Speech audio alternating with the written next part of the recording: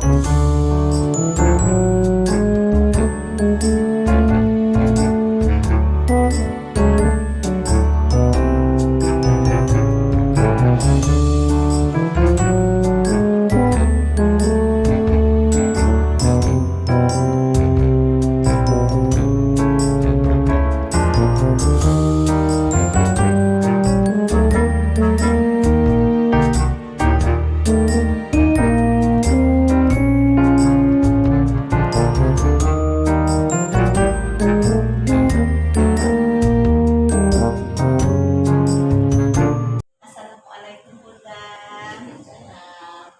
kabar Bunda hari ini, Bu? Alhamdulillah, Alhamdulillah sehat ya, Bun ya. Begini, Bun. Saya guru Bunda kan, dan Linda. Saya guru penggerak angkatan 9 dari Kabupaten Kampar. Nah, pada kesempatan ini saya mohon izin kepada Bunda untuk meminta sedikit waktu dan kesempatan Bunda untuk saya wawancarai terkait dengan tugas demonstrasi kontekstual yang harus kami lakukan untuk mewawancarai beberapa orang kepala sekolah, terutama sekolah tempat saya mengajar. Ibu sedia berikan saya kesempatan. Terima kasih Ibu. Nah, pertanyaan saya saat kali ini terkait dengan Ibu sebagai kepala sekolah di sekolah yang Ibu pimpin tentu sering mengalami beberapa macam permasalahan, baik itu permasalahan terhadap guru ataupun terhadap murid, orang tua, dan pihak-pihak yang terkait lah yang ada di sekolah. Nah, selama ini bagaimana Ibu dapat mengidentifikasi kasus-kasus yang merupakan dilema etika atau tuntutan moral yang pernah Ibu alami di sekolah? Terkait dengan itu masalah etika ya, dilema etika ya. Etika kan yang pertama itu mengidentifikasi apa sulit terjadi seperti itu. Nah, yang kedua membuat daftar daftar fakta yang relevan dengan yang dilakukan mereka kejadian ya. Yang ketiga menanyakan kepada guru kelas, kok sampai begini, kenapa jadi begini, sama guru kelasnya. Yang keempat, apapun apapun harus dilakukan. Setelah menanya itu kan, apa kita harus lakukan sesudah ini terhadap anak-anak yang melakukan tadi. Saja. Nah, baik Ibu. Nah, selama ini dalam menghadapi kasus-kasus itu, tentunya Ibu mengambil suatu keputusan, kan Bu? Nah, bagaimana Ibu menjalankan pengambilan keputusan di sekolah Ibu terkait misalnya kasus dilema etika yang tadi? Misalnya Ibu berada di antara dua pilihan, yang pilihan pertama benar, pilihan kedua juga benar, sementara Ibu hanya harus memilih satu di antara yang dua benar tadi. Nah, bagaimana cara Ibu dalam mengambil keputusannya? Jangan dilakukan itu diri Bu, kan persoalan dulu. Soalnya sama lingkup sama lingkup sekolah kita, TU-nya juga ada operatornya, ada bunda guru, perlu ada orang tua nanti yang anaknya dikenakan sanksi itu. Nanti setelah melakukan itu baru kita ambil keputusan gimana ya masalahnya, apa yang harus kita lakukan terhadap masalah ini. Berarti Ibu melakukan musyawarah ya Bu ya, untuk mengambil keputusan tersebut. Nah, selanjutnya langkah-langkah atau prosedur seperti apa yang biasa Ibu lakukan saat melakukan musyawarah tadi? Pertama menanyakan masalahnya, masalah dulu. Kalau dari seperti ini, apa masalahnya? Lalu mengidentifikasi masalah tersebut. Lalu mengambil keputusan untuk guru yang bersangkutan. Kita dapatkan dari diidentifikasi, dari ditanyakan masalahnya, lalu kita kasih keputusan kelasnya. Ya, musyawarahkan dulu ya bagi keputusannya. Nah, hal-hal apa saja yang selama ini Ibu anggap efektif dalam apa hal yang paling efektif saat itu memutuskan itu? Yang pertama itu menentukan dulu sebelum terjadinya masalah. Seorang ibu sebagai kepala sekolah menentukan dulu mengenai tanggung jawab gurunya. Iya. Kenapa terjadi masalah ini? Apa sebabnya? Tanyakan masalah dengan nilai etika tadi. Lalu menentukan siapa saja yang terlibat. Siapa saja terlibat pada saat itu ya Bu ya. Siapa saja terlibat gitu. Lalu mengumpulkan fakta-fakta yang relevan. Iya, luar biasa ya itu ya yang dilakukan. Nah, selama ini tentu dalam mengambil keputusan Ibu menghadapi beberapa macam tantangan. Nah, seperti apa mungkin tantangan yang Ibu rasakan saat dalam mengambil keputusan tersebut? Kalau di sini ketika berdiri, keputusan langsung dilaksanakan seketika. Tidak nunggu besok-besok. Siapa kena yuk kita adil sekarang. Langsung saat itu ya Bu ya. Nah, di tempat malah. Iya. Langsung bertindak. Berarti Ibu tidak memiliki jadwal atau tata cara saat pengambilan keputusan. Ibu tidak membutuhkan waktu untuk mengambil keputusannya. Langsung saat itu Ibu ambil keputusannya sama yang bersangkutan. Oh, Masya Allah, luar biasa ya Bu ya, bisa diselesaikan dengan cepat. Nah, selain itu, adakah seseorang atau faktor-faktor apa yang selama ini mempermudah atau membantu Ibu dalam pengambilan keputusan? Misalnya mungkin saat mengambil keputusan, apakah Ibu meminta saran dari pihak terkait atau bagaimana? Apakah ada pihak-pihak terkait yang membantu Ibu dalam mengambil keputusan? Yang pertama kan kita kan namanya di sekolah seperti guru juga punya tenaga administrasinya, kita memanfaatkan dulu di sekolah kita.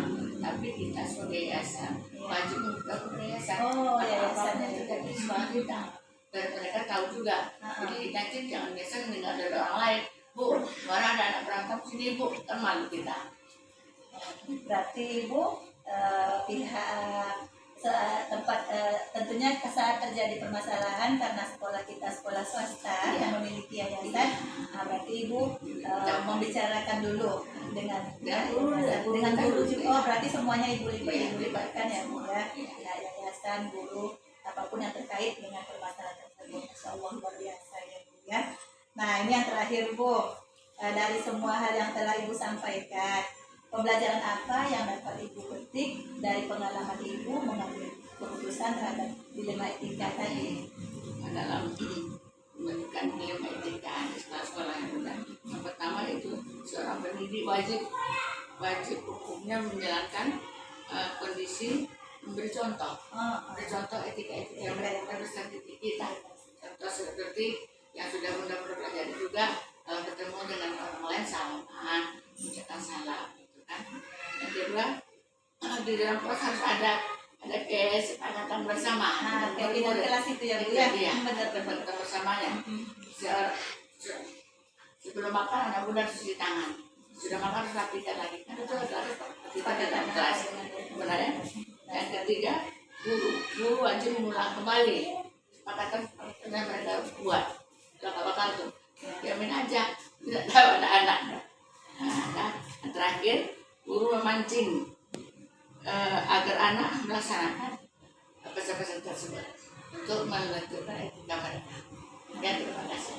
Baik Ibu, luar biasa ya Ibu ya. Ini juga saya rasakan di sini sebagai mungkin guru yang betul-betul saya merasakan Ibu sebagai kepala sekolah memang betul-betul luar biasa dalam memimpin sekolah kita ini. Dan dalam menghadapi keputusan pun Ibu sangat bijaksana dalam pengambilan keputusan. Nah, seperti yang Ibu sampaikan, tentunya kita sebagai seorang guru wajib menanamkan hal-hal yang baik terhadap murid kita. Mudah-mudahan sebagai kami semua guru bisa menjadi contoh dan teladan yang baik buat murid-murid kita. Semoga Ibu, terima kasih atas kesempatan yang Ibu berikan. Semoga Ibu sehat selalu ya Bu ya. Semoga sekolah kita tetap menjadi sekolah yang berprestasi luar biasa. Semoga semakin meningkat di tahun-tahun berikutnya. Terima kasih Ibu atas kesempatannya. Assalamualaikum warahmatullahi wabarakatuh. Assalamualaikum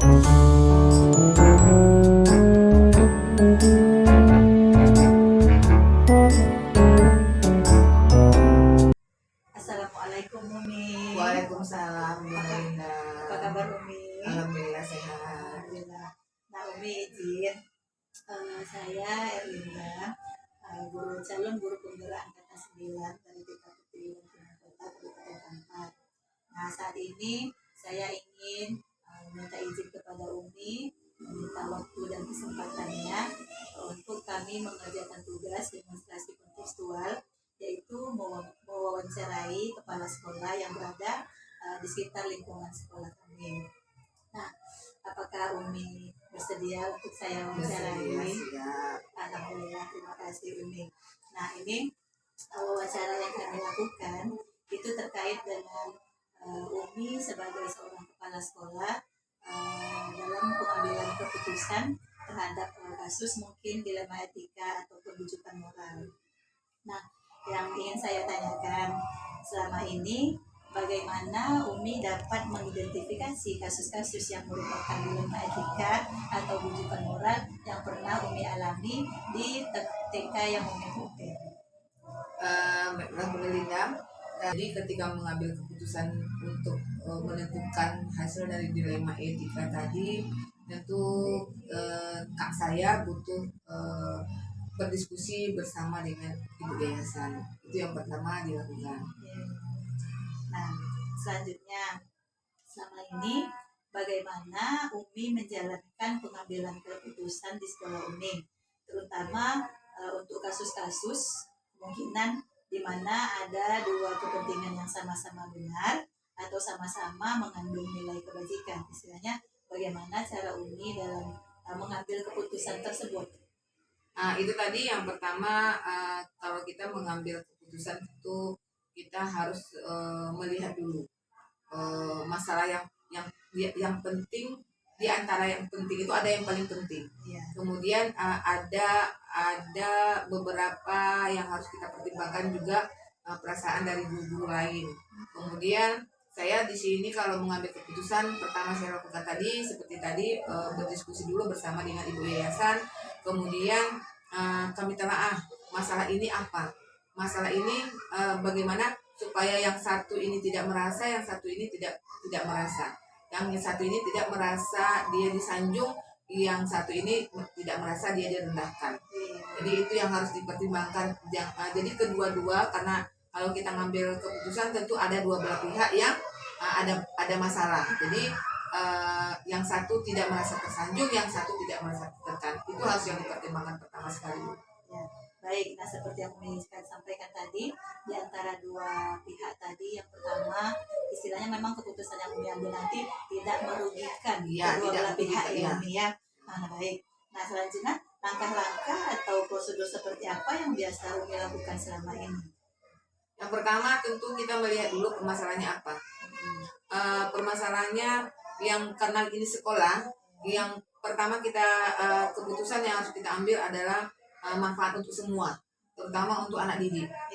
Ini kalau masalah ini diputuskan, berarti kita korbankan anak. Kalau ini kita ambil keputusan ini, kita korbankan guru.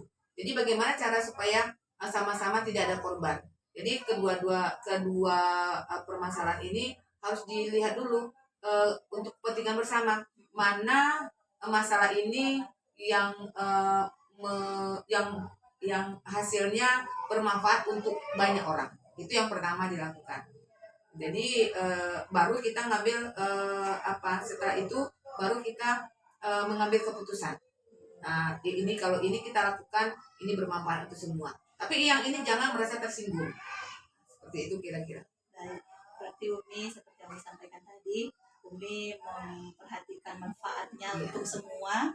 Apapun nanti keputusan yang Umi ambil, keputusan itu bermanfaat untuk semua, dan nanti pihak yang lainnya tidak akan merasa dirugikan ya Umi. Alhamdulillah.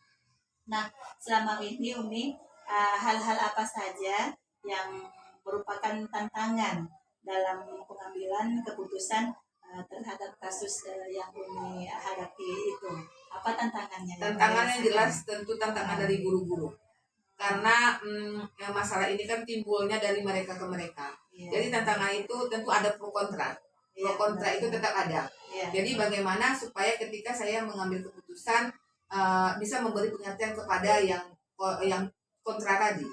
Jadi tantangannya kalau masalah yang saya alami memang tantangannya itu adalah guru-guru. Nah,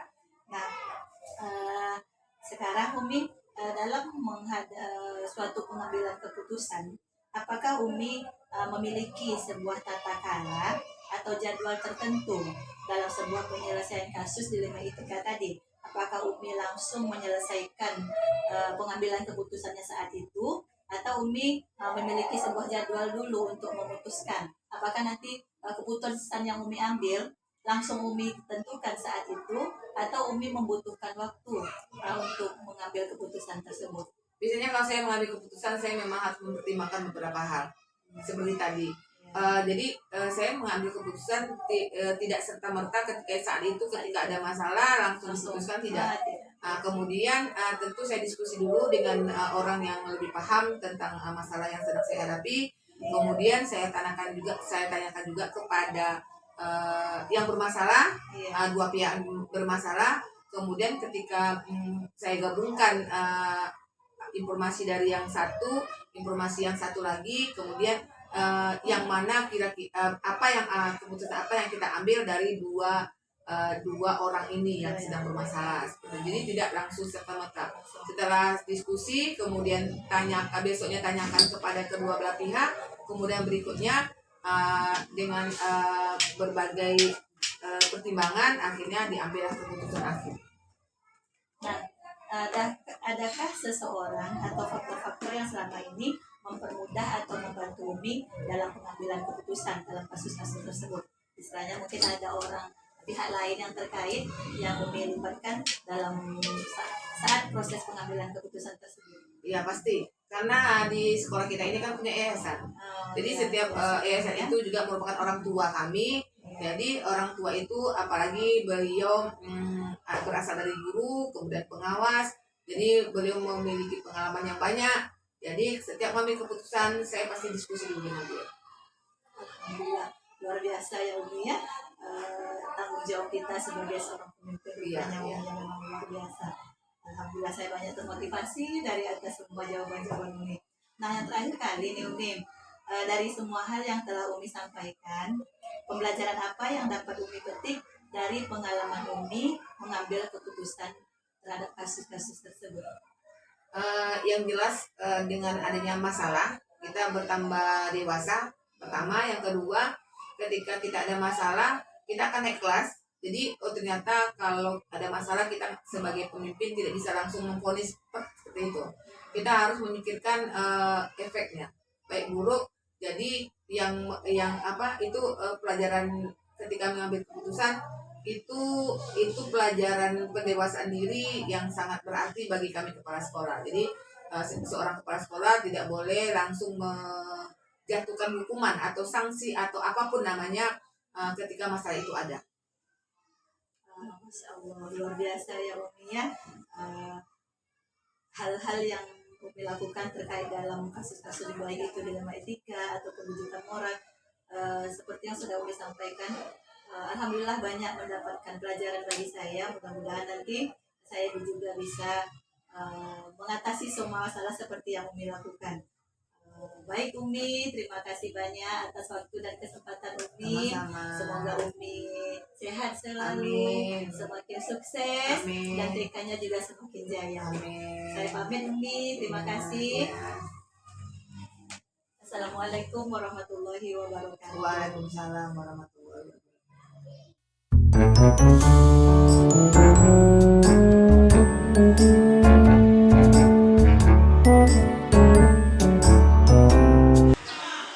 Assalamualaikum Ibu. Waalaikumsalam, Linda. Apa kabarnya Ibu? Baik, insyaallah. Ibu, saya Linda, calon guru penggerak angkatan 9 dari TK Pertiwi Bangkinang Kota. Nah, dalam hal ini kami ada tugas demonstrasi kontekstual terkait mewawancarai kepala sekolah yang ada di sekitar sekolah kita ingin mewawancarai Ibu tentang hal pengambilan keputusan yang sesuai dengan nilai-nilai kebajikan universal. Apakah Ibu bersedia meluangkan waktunya sedikit untuk saya wawancarai Ibu? Insya Allah. Alhamdulillah. Nah begini Ibu, selama ini mungkin Ibu sebagai kepala sekolah sering mengalami mungkin beberapa permasalahan di sekolah. Tentunya Ibu harus melakukan suatu pengambilan keputusan. Nah, selama ini bagaimana Ibu dapat mengidentifikasi kasus-kasus yang merupakan dilema etika atau bujukan moral yang pernah Ibu alami di sekolah yang Ibu pimpin? Di sini ya, Ibu coba untuk menjawab pertanyaan dari Bu Linda, bagaimana untuk mengidentifikasi kasus-kasus yang ada di sekolah ini. Yang pertama, pengalaman Ibu itu tentang K3S ya. K3S itu kelompok guru kepala sekolah itu. Jadi Ibu kaitkan dengan wali murid tentang TK Negeri Pembina ini. Jadi permasalahannya seperti ini. Sering terjadi seperti itu. Ibu mengadakan rapat di TK Negeri Pembina ini, misalnya di hari yang sama dengan K3S Kecamatan Bangkinang Kota. Jadi Ibu mengambil keputusan, karena Ibu mengajar di TK Negeri Pembina ini, tentu Ibu bukan lagi itu tentang TK Ibu. Gitu. Jadi permasalahannya nanti kita kaji dengan secara berulang-ulang. Terus. Nah, tadi kata Ibu mungkin mengutamakan TK Pembina karena disinilah tempat Ibu mengabdi. Nah, kalau memang seperti itu, selama ini bagaimana Ibu menjalankan pengambilan keputusan di sekolah Ibu, terutama tentang kasus di mana ada dua kepentingan tadi. Ibu kata Ibu ada dua hal yang sama-sama penting. Yang pertama kaitannya dengan wali murid Ibu di sekolah, yang satu lagi di K3S Ibu sebagai kepala sekolah. Nah, bagaimana cara Ibu dalam pengambilan keputusan terkait dua hal tersebut yang sama-sama penting? Bagaimana cara Ibu dalam mengambil keputusannya itu? Begini ya Bu Linda ya, saya coba untuk menjawab pertanyaan dari Bu Linda seperti ini. Seandainya ada nanti waktu bersamaan, jadi begini Bu Linda, kita hubungi dulu yang jauh. Misalnya kita hubungi ketua K3S di Kecamatan Bangkinang Kota. Misalnya ini ya, halo Bu Yanti, kami ada acara besok tanggal 13. Bagaimana acara kita itu? Apakah bisa dimajukan atau dimundurkan? Nah, gitu. Jadi kita cari dulu keputusan dari yang jauh.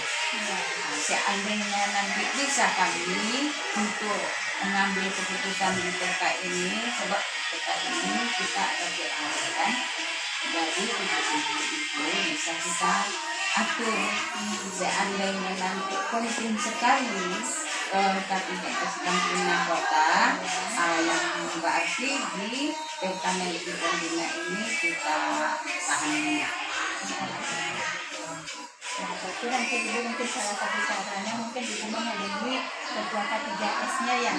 Ditanyakan dulu apakah bisa dimajukan atau ditaikkan kegiatan di K3S-nya Ibu ya, baik. Nah, selanjutnya kalau memang seperti itu, langkah-langkah atau prosedur seperti apa yang biasa Ibu lakukan? Langkah-langkahnya begini ya Bu Indah, kita coba untuk menjawabnya ya. Yang pertama tadi udah Ibu bilang, langkah-langkahnya kita temui dulu pengurus dari K3S. Sesudah itu kita hubungi lagi guru-guru yang ada di tempat. Bagaimana guru-guru? Apakah bisa ini acara kita mundur atau acara kita tetap. Nah, gitu. Seandainya guru-guru ini bersedia mundur ya mundurkan. Nah, berarti Ibu izin berdiskusi dulu Berdiskusi dengan dulu. pihak K3S dan dengan pihak sekolah. Nah, selanjutnya menurut Ibu hal-hal apa saja yang selama ini Ibu anggap efektif dalam pengambilan keputusan pada kasus-kasus yang dihadapi tersebut? Sebetulnya ini K3S ini dengan wali murid ini sama-sama pentingnya Bu. Ya, benar. Jadi karena kita selalu bertemu dengan wali murid, kalau pendapat saya K3S ini lah dulu kita Kita kendali. Berarti dengan yang wali murid dulu yang menurut Ibu yang lebih efektif diutamakan ya Ibu ya. Baik.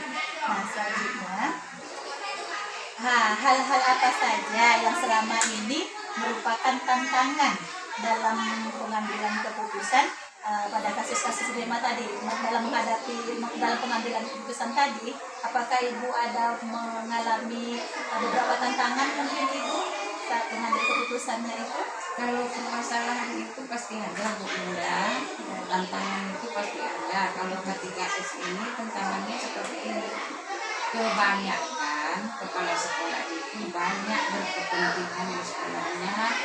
Kadang-kadang ada datangnya sedikit, kadang banyak datangnya. Kalau di wali murid ini begitu juga, tantangannya agak berat juga. Wali muridnya banyak yang PPNS, jadi kepentingan pekerjaannya banyak. Nah, itulah yang kita hadapi. Kesulitannya lebih kurang sama lah. Berarti nanti kan kalau seandainya di pihak wali murid, kemungkinan nanti yang hadir juga wali muridnya tidak belum tentu juga akan banyak ya, sama juga dengan yang K3S tadi. Nah, belum tentu juga nanti saat kegiatan di sana apakah banyak juga yang bisa hadir ya Ibu ya. Baik. Nah, selanjutnya apakah Ibu memiliki sebuah tata cara atau jadwal tertentu dalam penyelesaian kasus dilematika? Apakah Ibu langsung menyelesaikan di tempat atau memiliki sebuah jadwal untuk menyelesaikannya? Bentuk atau prosedur seperti apa yang dijalankan? Misalnya gini, dalam pengambilan keputusan di antara dua rapat tadi, apakah Ibu membutuhkan waktu untuk menyelesaikannya, untuk pengambilan keputusannya, atau Ibu langsung putuskan di saat itu juga? Iya, begini Bu, kalau permasalahan ini sebetulnya programnya sudah ada. Kalau program TK ini di sekolah ini sudah ada program tahunannya. Ya. Jadi kita mengadakan untuk rapat dengan wali murid itu misalnya semester 1. Semester 1 itu kita adakan tanggal berapa, bulan berapa, masalahnya apa, kan sudah ada itu programnya.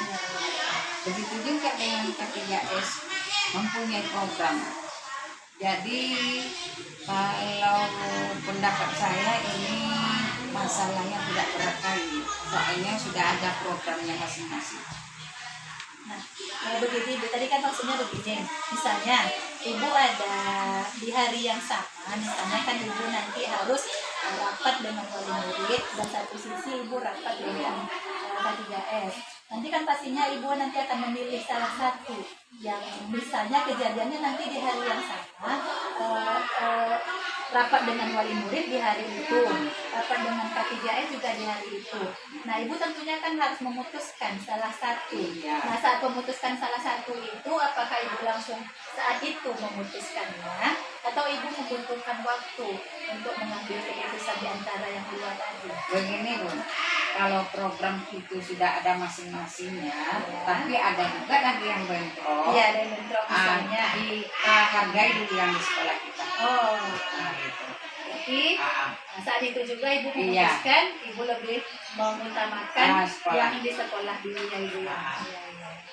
Padahal ini sudah ada ini programnya nih.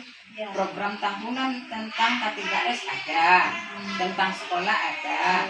Jadi ini tak akan itu bentrok ini. Ada bentrok, tapi seandainya bentrok. Ya.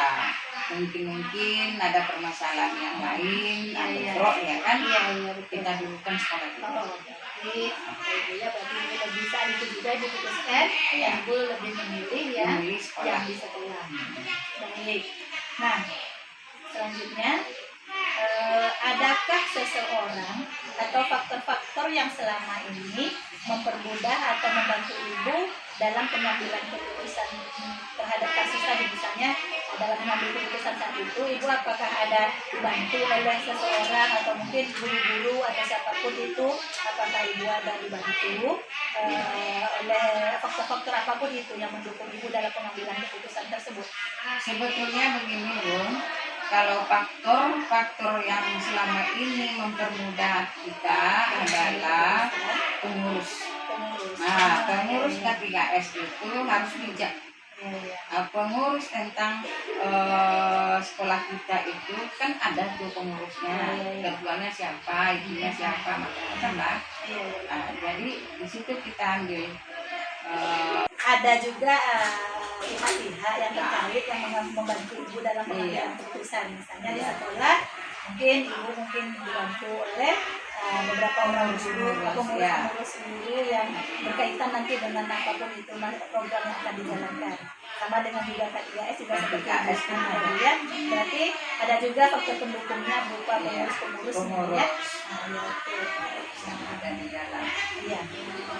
Nah baik Ibu, dari semua hal yang telah Ibu sampaikan, pembelajaran apa yang dapat Ibu petik dari pengalaman Ibu dalam mengambil keputusan terhadap kasus dilema etika yang tadi? Oh begini Bun, ini kan masalahnya masalah pengurus tadi ya, masalah tentang K3S dengan sekolah. Yang kami ambil di sini kedua-duanya lah. Tentang K3S itu banyak juga yang diambil, risiko pembelajarannya kan lain-lain, jumlahnya lain, masalahnya yang dipecahkan oleh ketua K3S itu beda-beda, sama dengan di sekolah. Kalau di sekolah rapat semester 1 itu lain pula isinya, nanti apa isinya, semester 2 apa permasalahannya beda-beda. Jadi kalau di sekolah itu terutamanya untuk pembelajaran itu paguyuban itu penting sekali. Berkumpulan orang tua murid, paguyuban itu ada paguyuban besarnya, ada paguyuban kecilnya. Kalau paguyuban besarnya internasional, misalnya se-Indonesia. Kalau paguyuban sekolah itu sekitar sekolah. Kalau paguyuban di kelas itu kita permasalahan di dalam kelas misalnya. Kalau paguyuban di K3S ini seluruh kepala sekolah yang ada di Kabupaten Kota.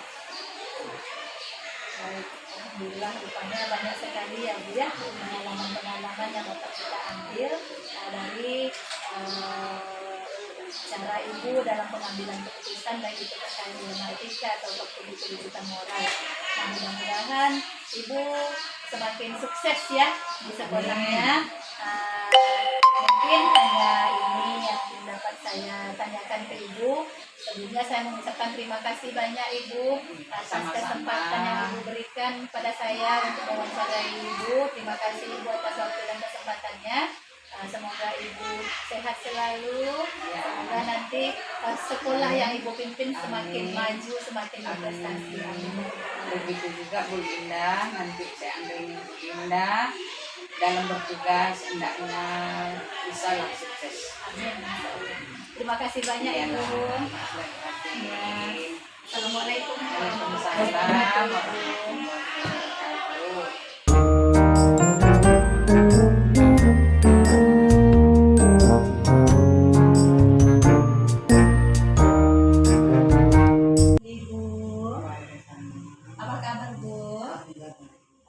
sehat Ibu.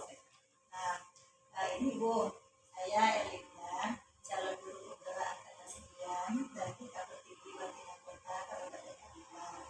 Nah, pada kesempatan ini saya mohon izin pada Ibu untuk Ibu meluangkan waktu dan kesempatan Ibu terkait dengan tugas demonstrasi kontekstual dalam pendidikan yang saya lakukan saat ini. Nah, dalam tugas itu kami sebagai calon guru penggerak akan mewawancarai kepala sekolah yang berada dekat di sekitar lingkungan kami. Nah, apakah Ibu bersedia untuk saya wawancarai? Alhamdulillah, terima kasih Ibu. Nah, begini Bu, pertanyaan saya ini nanti terkait dengan pengambilan keputusan yang akan dilakukan sesuai dengan nilai-nilai kebajikan universal. Tentunya selama Ibu menjadi kepala sekolah, tentu sedikit banyaknya Ibu menghadapi permasalahan-permasalahan, baik itu permasalahan terhadap guru ataupun mungkin terhadap murid. Nah, yang ingin saya tanyakan, selama ini bagaimana Ibu dapat mengidentifikasi kasus-kasus yang merupakan dilema etika atau rujukan moral yang pernah Ibu alami di sekolah ini? Maksudnya jadi masalah banyak. Nah, misalnya gini ya Bu, dilema etika. Nah, dilema etika ini kita berada pada posisi di antara dua yang benar. Pihak pertama benar, pihak kedua benar. Nah, saat itu mungkin Ibu mengalami dilema bagaimana cara memutuskan di antara dua kubu yang benar tadi.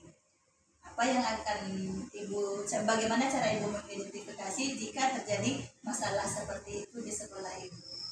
Ya, pertama saya mengambil guru yang bermasalah tadi. Saya ambil yang pertama misalnya si A. Saya tanyakan gimana apanya permasalahan Pak. Kemudian saya mengambil guru yang kedua yang jadi kita merasa keduanya yang sama-sama benar. Jadi saya mengambil keputusan seperti ini. Ya, saya mengambil jalan tengah. Saya berusaha bagaimana untuk memperbaiki diri tersebut keduanya.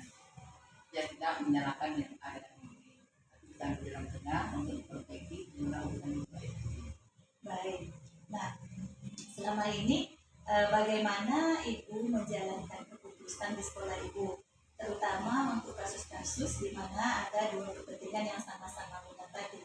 Bagaimana cara Ibu memutuskan, mengambil keputusan?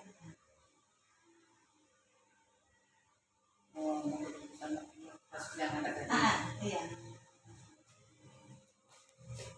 Ya, kita ambil keputusan itu. Ya, setelah kita ketahuikan permasalahan tadi, ya kita bisa menilai tubuhnya yang mana yang lebih baik. Ya, benar. Kita misalnya A, lebih apa lagi ya kita putuskan Bu, kita bilang itu lebih apanya. Sekarang kita pilih yang inilah yang lebih tepatnya.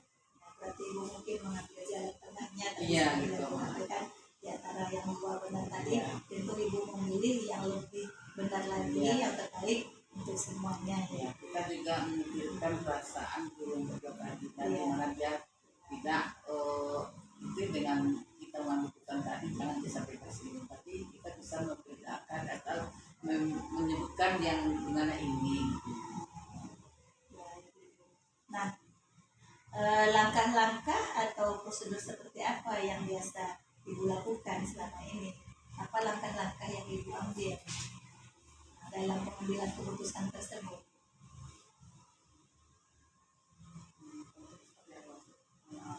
Nah, misalnya kan tadi Ibu sudah memutuskan memilih di antara yang terbaik, diambil jalan tengahnya, diambil di antara yang terbaik. Nah, langkah-langkah Ibu saat memutuskan yang terbaik itu bagaimana?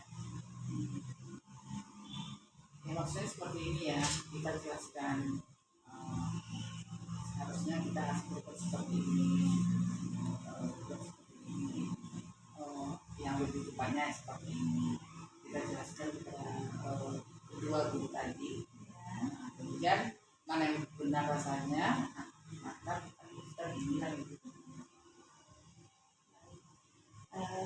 Selanjutnya Ibu, selama ini hal-hal apa saja yang merupakan menjadi tantangan dalam pengambilan keputusan pada kasus-kasus dilema etika yang Ibu alami? Tentunya kan saat pengambilan keputusan itu Ibu merasakan ada tantangan kan? Nah, apa contoh tantangan yang Ibu rasakan saat itu?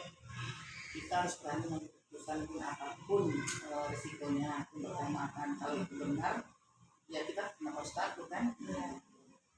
Jadi itulah pun setelah kita apa tadi jelaskan tadi kepada mereka, apapun risikonya kita katakan yang sebenarnya ini kan. Ibu memang menyampaikan secara Ya, langsung ya, secara terhadap langsung. apapun nanti risiko yang terjadi dalam pengambilan keputusan Ya. tersebut kepada guru-guru yang bersangkutan ya.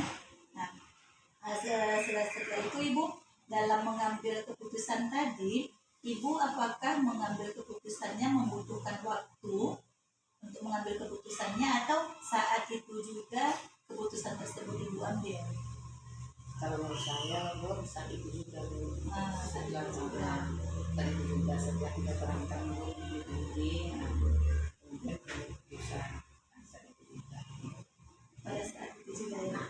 tidak Tidak membutuhkan waktu berarti ya Ibu mengambil keputusannya maksudnya ya. itu saat itu juga kita putuskan gitu kan.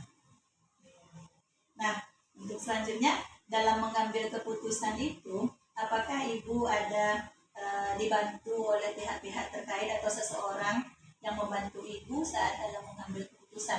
Mungkin saat terjadi sebelum Ibu mengambil keputusan, Ibu mungkin ada meminta pendapat dulu, mungkin entah pada siapapun itu, apakah Ibu pernah?